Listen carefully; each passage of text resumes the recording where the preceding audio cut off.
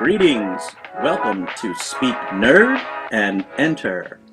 So Mark looks at her and says, "Oh, you think I won't?" And that's how he got the nickname the Squatty Potty. Yep. So True story. I'm not allowed back in that establishment. Yep. All right, let's start out with everybody knows by this point who we are and all that, or they don't care. And so I want to get right to the conversation about this. This was a heavy week. Heavy a heavy Cavil week. Yeah, a lot of news. A lot of Cavil in the news. Boys. You know, I felt bad for him. I really did. I felt awful for him, man, because I remember right after Shazam, or not Shazam, Black Adam. Right after Black Adam, he came out with that announcement, and I remember we were talking about it, and like I was actually very happy for him. I thought that was great. I loved him as Superman. I thought that was a great development. Wonderful. I'd love to see that. It was the best thing about the Black Adam movie. And then, can you imagine how awful that would be to be told, yeah, get out there, make the announcement, man. You're back. You're the man. You're in the, you got the cape and everything. You're there. And then to have to come out afterwards and say, hey, we need you to go and walk that back. Just let everybody know it's not. It's not. So happening. Did you hear what the rumor of what the cause of all of it was? This is what. So it wasn't Henry Cavill. It wasn't Gal Gadot. It was Ben Affleck. Apparently, Ben Affleck ticked off David Zaslav, and David Zaslav. This is the rumor. David Zaslav said, "Forget it. Axe them all. We're starting over." So he got the shaft. Now leaving The Witcher, in my opinion, was an excellent decision because they were going the wrong way. Yeah. But the fact that I felt exactly the same way, Sean. I was like, the beginning of the week was sad, and then the end of the week was awesome. Yeah, because and the weird thing is, and I don't want to get into it because it's going to invite a lot of nonsense, and I really don't want to. I don't want to give it any sort of time at all in my life, but there was a lot of vitriol that came out from the Witcher side of things. Yeah, a lot of that from people who work on The Witcher and stuff. A lot of ugliness came out that way, and I'm thinking, man, the dude's having a hard time this week, and it really seems, at least to me, unwarranted for that amount of vitriol. Maybe you don't like a person or you have a hard time or something, but it just seemed excessive and just seemed like a really hard. And he's been professional. He's been very, he's taken the high road on all that stuff. There's no pettiness at all. Class. And you have not seen that sort of class act from many other stars who've been in situations not even as complicated as this, right? Because he had Willy Wonka's golden ticket in his back pocket, like we talked about. In his back pocket, he's like, and I got the biggest thing ever. And the thing we were talking about before, the thing we had, spent a good bit of time on just a couple shows ago, actually came true this week. And that was amazing. That was what an amazing. Awesome. I don't know if they did it because of all the other stuff. I don't know. If they were probably listening to our show. Somebody in Hollywood was like, "No, guys, they've got it. They really got something there. No, come watch this." No, what I mean our is viewership jumped from 3 to like 7. So it was probably the senior management for that company that was. Yeah. What I mean is that he was having a rough week, and I don't know if that had anything to do with the announcement. Like, hey, let's announce it now because this would be a great time. He's already in the news. Let's take advantage of that, and this will, be a great opportunity to have what would otherwise be maybe a footnote to a lot of people, be more of a major story. And I don't know if that had anything to do with it, but I thought, man, what an upbeat way to end the week for him.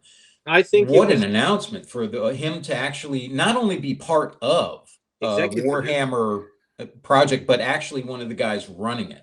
Right. So let me jump in on that point real quick because it came out. Everybody's talking about it in the nerd space because it's Henry Cavill. We all know he's like King Nerd, loves Warhammer, blah blah blah. Awesome. And they're like, we're gonna do Warhammer, and I'm like, okay, like to me, duh. The question was, when were you going to do it and how good you were going to do it, not if you were going to do it. So that doesn't get me excited that they've announced a thing. And secondly, we're probably 3 years away from being able to watch it. So like, I'm not, waiting with bated breath, and I know how things develop and it can go off the rails. Somebody can do a thing. Having said all that, Amazon being on board, I think they pledged to, $100 million over the next number of years to bring movies out and to bring entertainment out. So they've got some deep pockets enough that they can waste $1 billion on Rings of Power. Yeah. So it's one of those things, like, the right pieces are there. And I was like, okay, whatever. And then I read Henry Cavill's thing where, like, he was like, no, we're going to do this. It's going to be treated with respect. And I'm going to be one of the executive producers. That was the most positive thing about this entire, news to me, was someone who's a fan, someone who has this higher profile in Hollywood, being attached and shepherding the IP, so to speak. Because, I was excited when they announced Book of Boba Fett. Look where that went. Yeah. And remember, they could be Warhammer 40K, the Eisenhorn trilogy directed by Robert Rodriguez. You still as excited? No. Right. No, well, that's what Yeah. I thought when I saw the article, and I tried to send it to you guys, but I think I only sent it to Sean. Was I was reading through it, and I was like, oh, okay, this is an idea, and then you see the different people signing on to it, and I was just, I'm kind of with you, Mark. I cautiously optimistic, probably leaning more towards the cynical side of things. I'm just afraid, like a lot of other things, it's going to turn into some like Smallville meets Warhammer 40K. Yeah. You Yeah. know. Like, if you try and water it down and give me less grim dark and kind of like sad dark, no, we want grim dark. Yeah. Well, this is the thing that actually gives. I'm more on the optimistic side because. So am I. Because, and I'll tell you why. I got nothing to lose. I can be as optimistic as I want, and if it sucks, I mean, what have I lost, right? The first hurdle, the biggest hurdle, is it's happening at all, right? Yeah. Yeah. The second thing is that I remember he gave an interview a while back when his Warhammer-ishness first came out. Right. And people were asking him about it, and actually brought up the idea of a movie or TV show or something like that. And he said, I would love to do that, but it's got to be done right. And he said, what I mean by it being done right is it has to have the level of attention to detail and care that was given to The Lord of the Rings. And if it had that, then it would be doable. And so if you it remember, would be epic. And the idea, the mere fact that he's not playing at the fact that he's a fan. He truly is. I got no doubt. Yeah. I got no doubts about that. And his love for it is genuine. deep. Yep. Yeah. And you can tell that because of all the friction that was on The Witcher. And that comes through even in the stuff that was sent out in, criticism of him and all that. The stuff that was attacking him was all about how he wanted things to be true to the source material. And man, I can't wait for that. Yes, could they screw it up? They could. But you not only have Henry Cavill as the Hollywood side of the force dealing with this, but you have GW, and GW is cautious to a fault. Yeah, and I mean that. That's true. Into that side of things. So, in reference to what you just said, Sean, if you remember a couple episodes back, I said you asked me, do you think that they could do something like this at this point? And my two reservations were funding, which Amazon took care of, and guidance on the production side of things. Henry Cavill being the executive producer and a star, and Amazon being the fund source, that takes both of those off the table. As far as the GW side of things, just so the two people that were mentioned in a Bounding Into Comics article regarding this release were Andy Smiley, who I know, who just for our mutual love of Flesh Terrors, and Max Bottrell, who worked in licensing, who I've actually worked with one-to-one over the years. I know Andy and I know Max, and between the two of them, I think that the guidance will be as far as the Games Workshop side of things, they're going to keep it very close to the chest. It's going to be very, you have to do it right or you're not going to do it at all. And I'm like you, I'm very optimistic about this. Having Henry Cavill come out and say, look, we're going to make this something that the people that know what this is are going to love it, and the people that don't know what this is are going to learn to love it. Yeah, a lot of new Yeah, fans. you know, it's one of those things come where on board, maybe. yeah, it's one of those things that I was thinking about as I finished The Master of Mankind, which we'll get into much later. But but as I, after this announcement came out and I'm reading through the last little bit of that book, I kept thinking to myself, how would you depict this? And I could just think there's 1,000 ways for this to go wrong. Very cinematic, very right. That's the thing about Henry Cavill's statement, right? I am not interested in a Warhammer movie or a Warhammer show, even if it's done as well as Game of Thrones. Like, that's cool. I want a Warhammer cinematic universe because it is so big and so expansive. Yeah. There's so many time, like we can do 30K, we could do 40K, we could do so many, and even within just 40K, how many stories can be told? Right. So I'm less interested in Henry Cavill as a single actor who's going to play a single role than I am as him as an executive producer, as an A-list Hollywood celebrity. He can be like, okay, let's get some people who want to come be in, a thing that could arguably be as big as the Marvel Cinematic. I don't know, maybe not. If they keep it to Grimdark, I don't think they're as big. Because I don't know. Marvel's for the kids and for everybody. But see, I don't know if that's true. Because think about it this way, Mark. Think about it this way. Game of Thrones gets a massive loyal following. I mean, to the death, ride or die following, because it's dark, because it's brutal. And when they went away from the source material that way and made it cathartic, they got a backlash on that from everybody. There was no separation of political beliefs and all this stuff. It was, man, that wasn't what was in the books. That wasn't the tone they had. The tone, the style. Yeah. Right. And everybody that loved it brought everybody that was part of their family to watch it. Doesn't mean everybody loved it, that who watched it, but they got more eyes on it. So now it is a cultural thing, right? Well, this is that same kind of passion that you have. I don't want something that's going to be just a Game of Thrones show either. I want something that's going to be more, because I do think of this as more. I really do. I think it'd be a first of its kind. Yeah, this is a deeper, more, much richer IP to deal with. Because it's been held so close for so long. It's been self-contained for so long.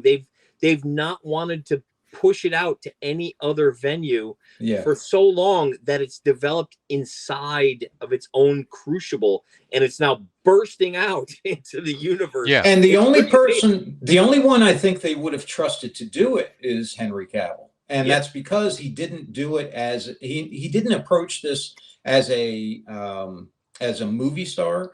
This came out of him as a fan of the game. Him just doing his stuff with the game, nothing to do with anything else.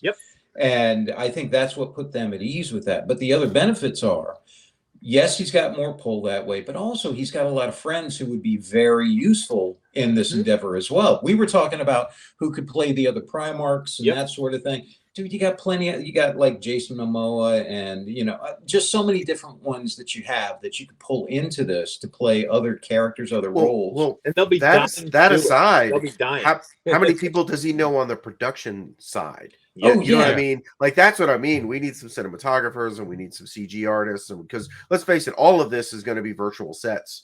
You can build so much, but the scale and the scope of so many of the Warhammer 40K settings, they're impossible. The impossible, right? But remember, in 1986, 7, 8, when we started playing this and whatnot, like, what existed then from a technology standpoint to put something out to what we have today? We have the Marvel Cinematic Universe that has paved many, the way for kind of telling this unified story. We have the Avatar movies, whether you like them or not. You cannot deny that James Cameron has advanced the state of the art of CGI and what it can do for storytelling.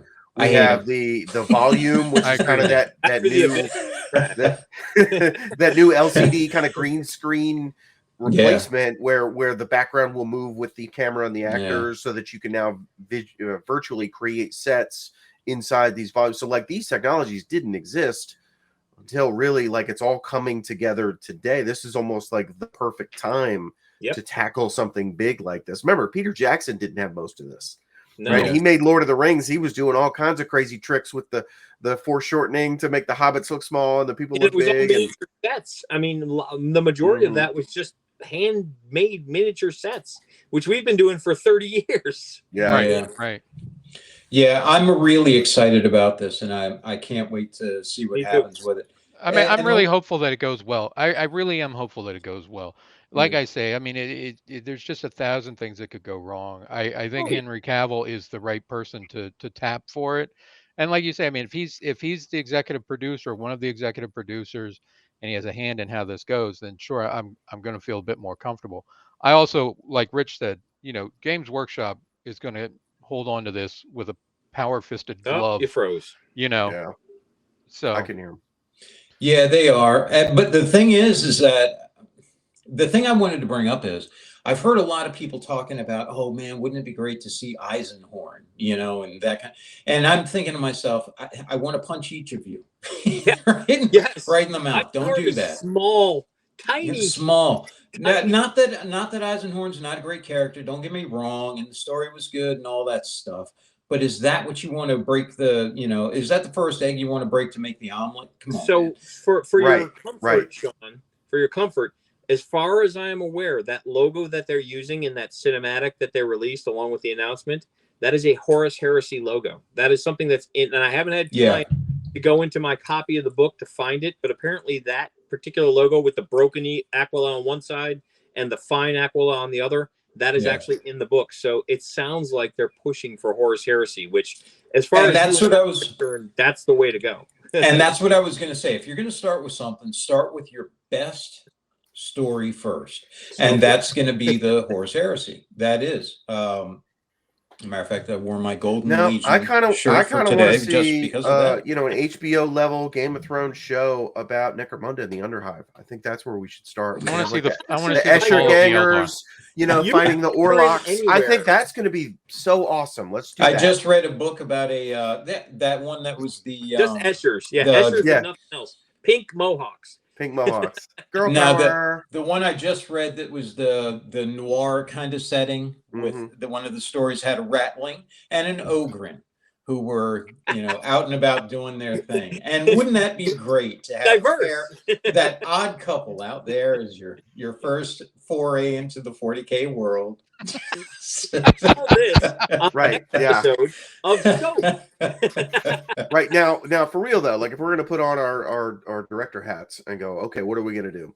Yeah. I'm not sure you start with Horus Heresy. If they do, I'm on board. I'm not saying I'm sure. That. I'm gonna say yes. What I'm saying is if you're gonna do a cinematic universe, right, where you have shows and movies, you tell a story where you can go follow Eisenhorn or an Inquisitor around where it's going to tie into the rest of the movies and the shows. And, I'm with Sean. I'm saying if you're going to go big.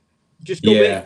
I think you need to go very small, safe, and not do anything new. I want you to, Hollywood, what I want is the things that I've already seen, maybe with a little bit of salt on it. We need to get Julia Roberts, Jennifer Lawrence, and Queen Latifah. I think she needs to. George Clooney. Clooney. I love George Clooney. Yeah, he could play Eisenhorn because he's got the charisma and he could be just funny. Ben Affleck as Horus. I love it. No, we can't do the Horus Heresy. Remember, we got to stay away from that. Yeah, I think we have to start with the birth of the Emperor. I think so too. We'll go back to 6,000 to that primitive, that first memory he had, and then we'll have 40,000 years of shows. This is really a slow burn. Where are we this week? I think we're in the Bible somewhere. Let's be serious. The Emperor is farming. Conan the Barbarian, one of the greatest. He's discovered agriculture. Conan the Barbarian, one of the greatest man films ever made. They started out with Conan sitting on his throne. You get the Emperor sitting on his throne, and you have that little scroll that says the Emperor of Mankind, the grim darkness of the far future, all is war. Oh man, it would just be the start honestly of something think great. I honestly think you could start with Horus. What was the first book in the Horus series? Was it Horus Rising or Horse Rising. Yeah, Horse Rising. was it Horus Rising? Pretty And sure it's that Horse one, Rising, yeah. I can't remember which one it was, but one of Or those three that they the had. Galaxy Will Burn. Is it the Galaxy Will Burn? No, no, that was like the third in that series or something. But whatever the first one was, it had a great start. It, the first quote in there was, "I was there the day Horus killed the Emperor." Yeah. The Emperor of Man, and I thought that was a great way to start it. I thought the story was good because for those of us who read it, what that actually was and all that, and why not start the series that way? And why not start the foray there and have a slower burn that way? I think that would be amazing. And you can always, split off into other stuff. And in There's fact, so as many you're saying that, points. it's So a little many. bit, it sounds to me a little bit like House of the Dragon season 1, which is all set up for the real show. You know what I'm saying? Not that the Horus Heresy is not the real show, but let's face it, the Horus Heresy is not Warhammer 40K. Yeah. It's the prequel. It's It got 30K. us to 40K because there's still hope and technology and a lot of things that are understood, and they understand the difference between science and that the Emperor is not necessarily a god. It's all these kind of things that just gets dashed over the course of the heresy. I think that we should do a shot-for-shot remake of Lord of the Rings where we just gloss over the heresy. It's kind of like they did with Sauron, and the big fight and all that kind of thing, and then we cut to the Shire with some squats. Think of the money we could save. They probably already have the sets. We'll film the Shire, New Zealand.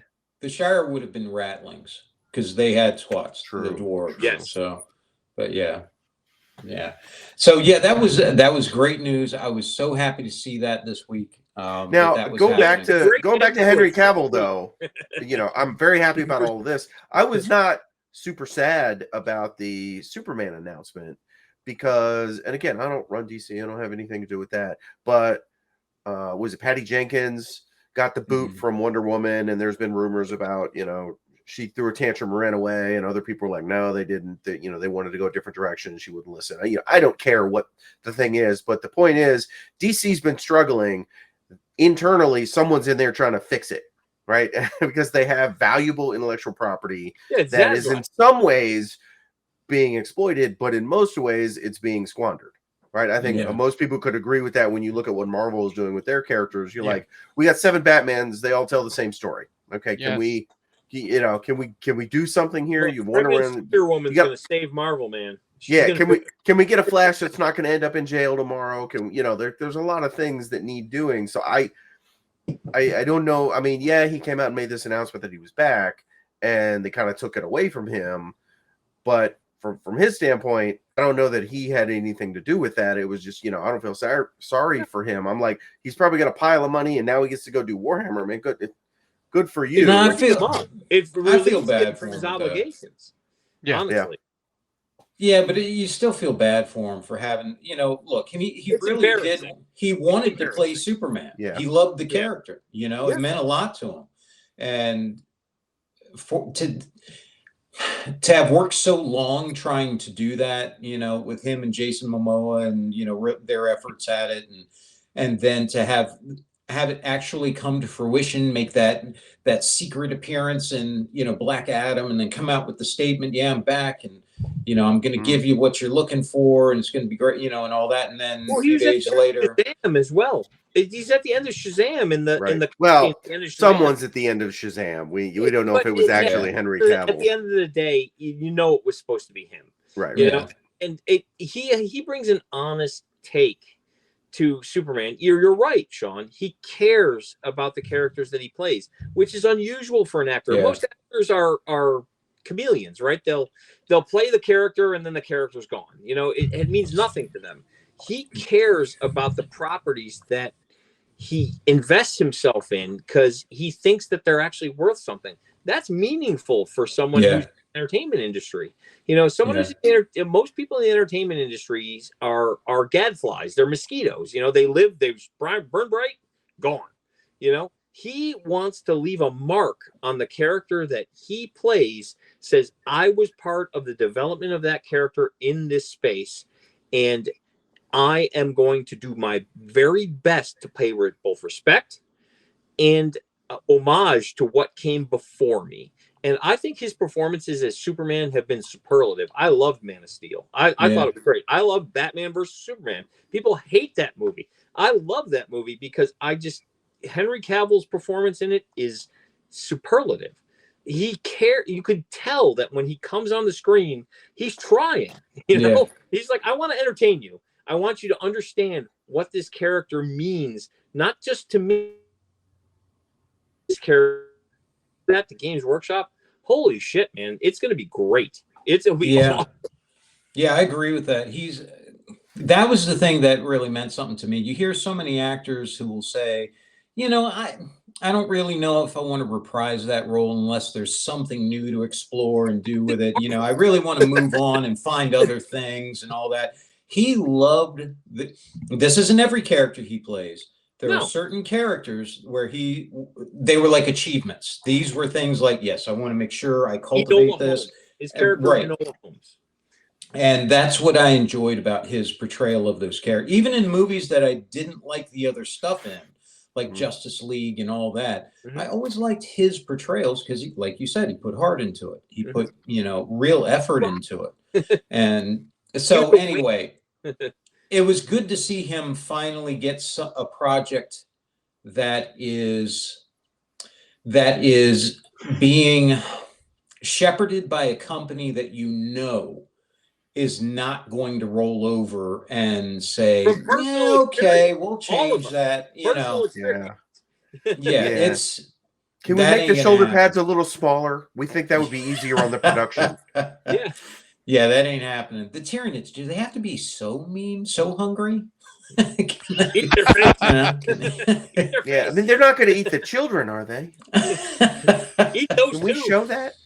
Where's the cathartic point where the 12-year-old goes up and stabs the hive tyrant with the blade of whatever? It's actually taking breeding for new Tyranids. My fear is that they would do something like happened in the Halo series when I was watching that, where they gave Master Chief a love interest and things like that. That was. Yeah. I don't think that's going to happen. I think it'll be shepherded properly.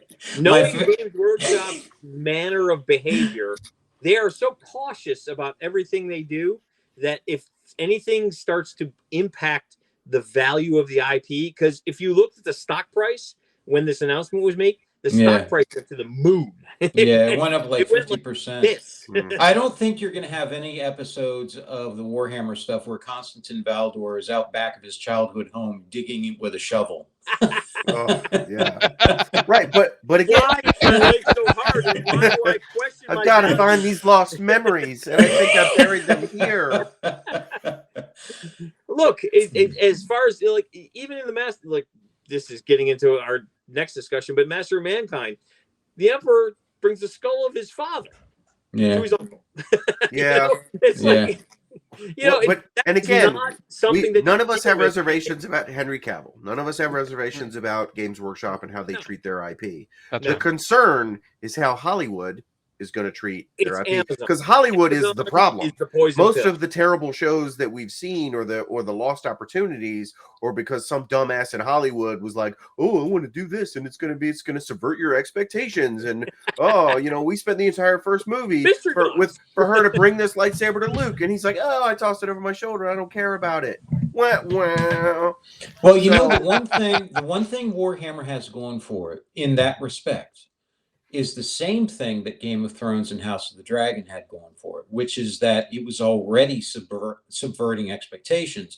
It was already dark. It was already, very grim.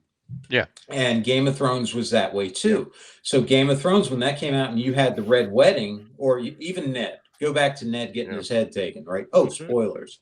What? I thought he was going to be the star.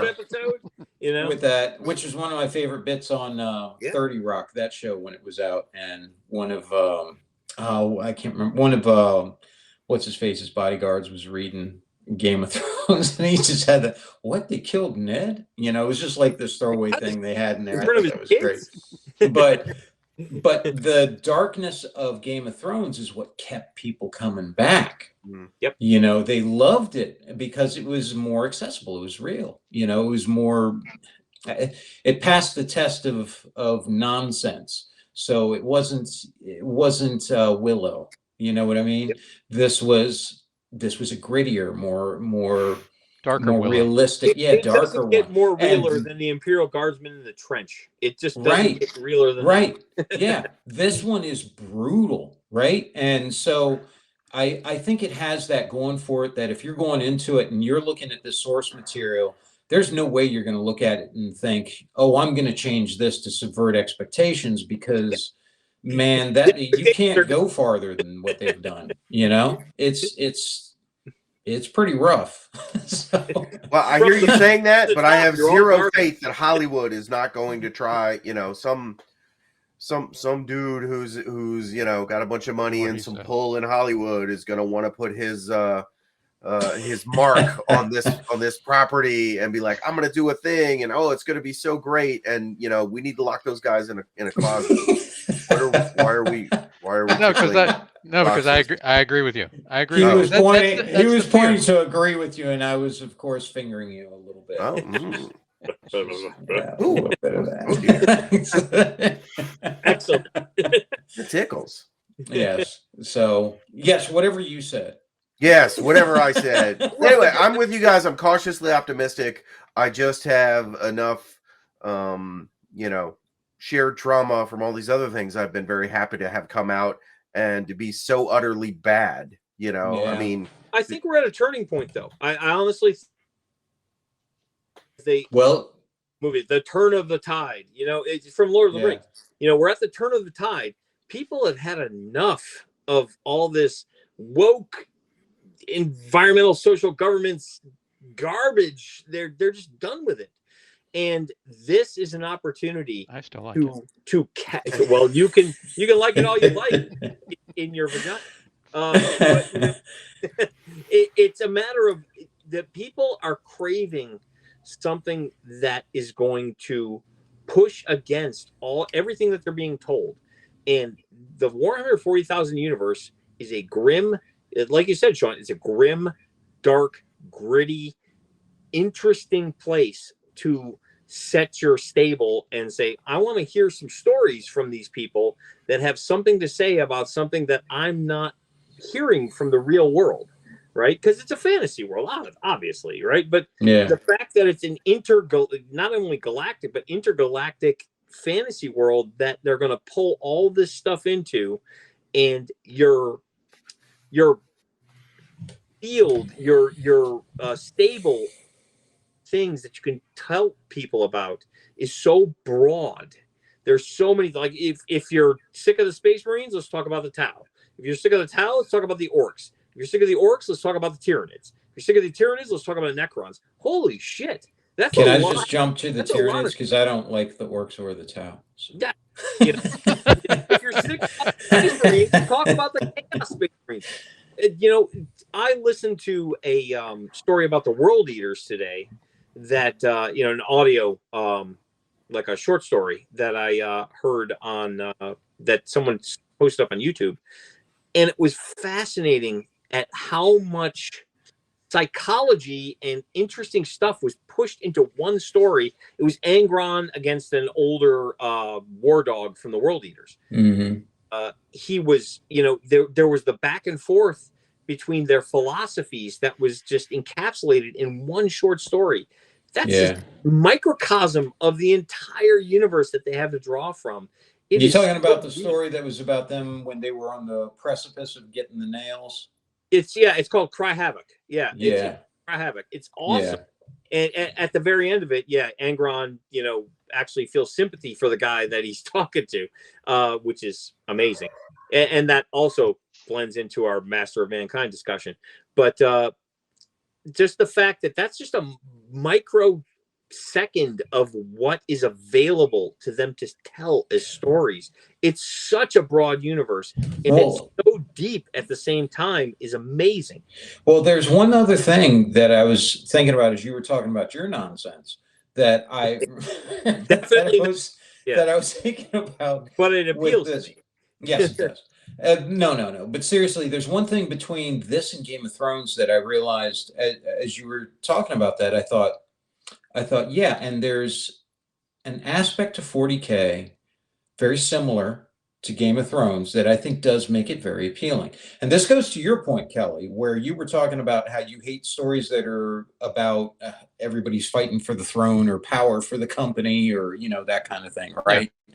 Who's going to be CEO and all that crap, right?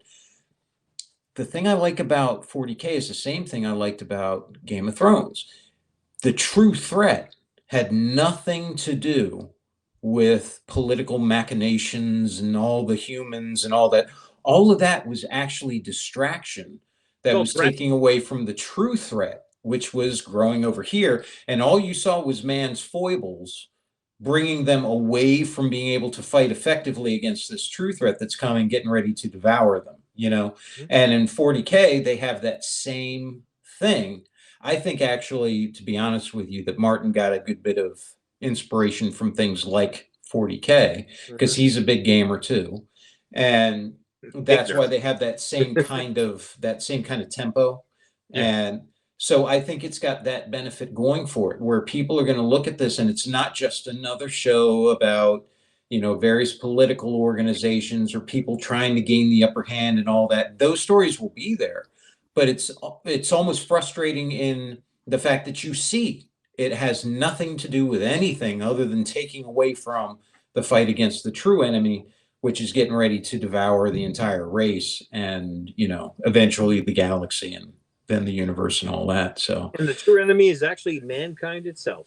At the end of the day, mankind itself is its own worst enemy, which is amazing. Yeah. And they will lose. Yeah. Mankind will lose. No, we won't, because we are capable of love. And love will overcome all. There's one thing I've learned from all of the movies and shows that I've watched. It's that faith in my friends and love will see us win the day. Yeah, the fifth element. Terra itself has unfathomable depths of that fifth element, love. And when evil shows up, all we have to do is have that girl with the orange hair, Lilu, scream at the heavens with love. That's right. And turn all the chaos gods away. That turns back everything that Horus brought. Just that. Yeah. It was my favorite part of Master of Mankind when they all exchanged Valentines. Yeah, at the end. That was remember that was the surprise ending. Was the Emperor turned to Ra, and he said to the Emperor, "Why are you showing me all this?" And the Emperor said, "Here," and gave him that Valentine that said, "Be my Valentine, Ra." And then they hugged. And yeah, that was a beautiful ending. Yeah, spoiler alert.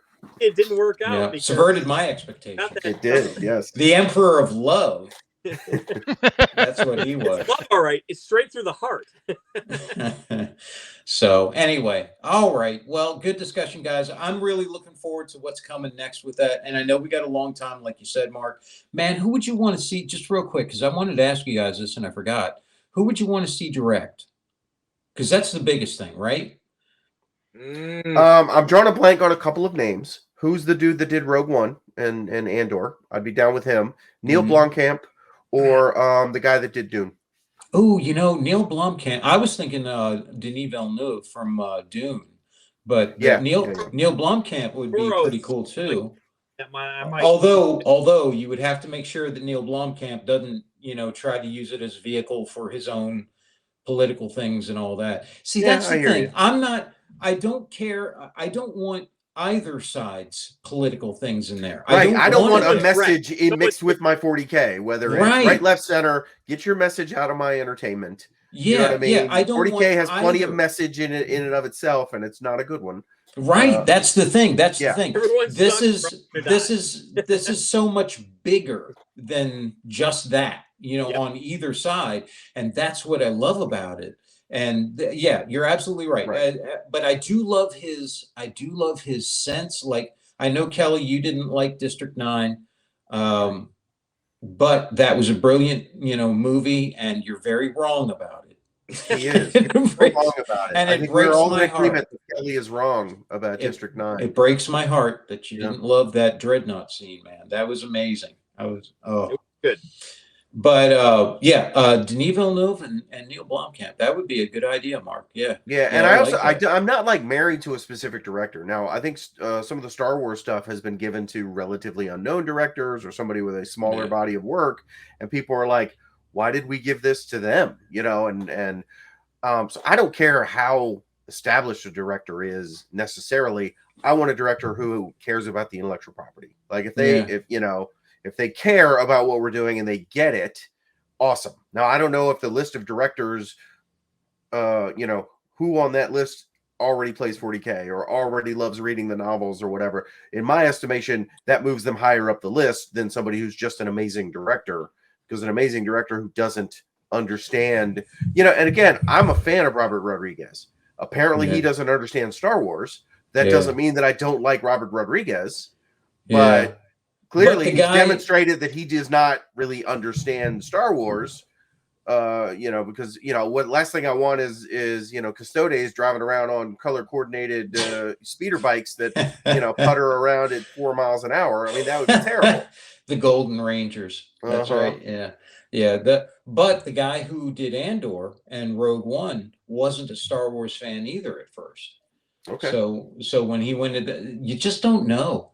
You just don't know sometimes. It's really tough. But yeah, Denis Villeneuve and Neil Blomkamp, good calls on both of those. I was thinking about Denis Villeneuve, but I'd forgotten about Blomkamp. Yeah, those would be really good. And the guy from Andor, I'd love to see what he does with something like that too. Provided, and like I say, if they take the attention to detail that the Andor series had and apply it over to 40K. Oh man, are we in for a treat? You know what I mean? That would be amazing.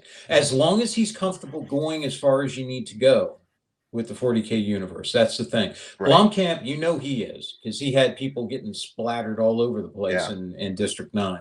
You got to admit, that was cool, Kelly. Shoot a dude with the electric gun and he just bursts into a big semi-spear of, meat particles. And that was great. And sure. Sure. You loved it. You wanted that for the next day for your commute to work. You did. You wanted to launch pigs at people. And Denis Villeneuve definitely has a feel for the sci-fi settings on a grand scale. And the scale, like they did a great job with it.